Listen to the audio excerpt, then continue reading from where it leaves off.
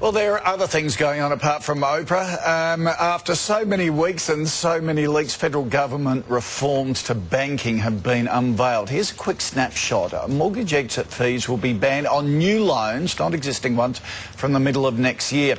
Borrowers will get a one-page fact sheet on loans to help them compare.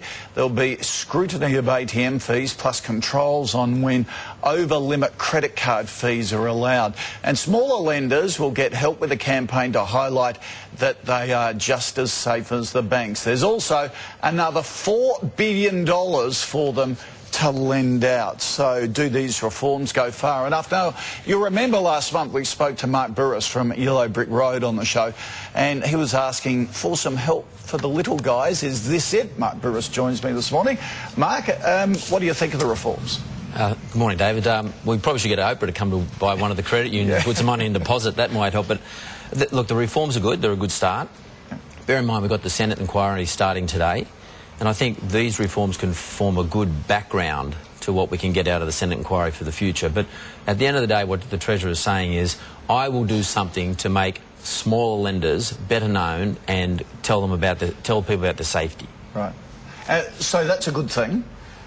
It's a good thing, but it doesn't... Where it's safe. Yeah. He's also kicking in a lot more money for access for finance for small lenders like Yellow Brick Road to get it cheaper access.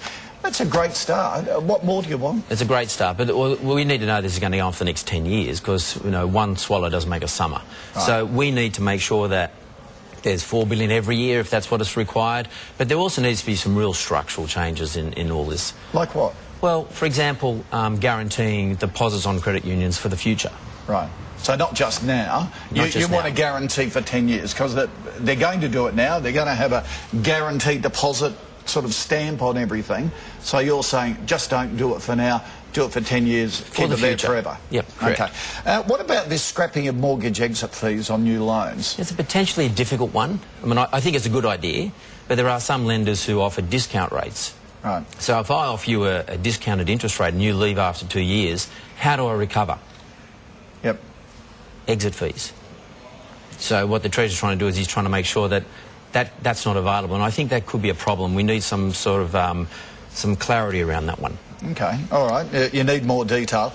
There are claims that as fees are reduced, customers will just end up paying more interest rates, so banks get the money on the margins there. Well, that's right, and we've got to be careful this doesn't just end up playing right into the bank's hands. So that's what the Senate inquiry is all about.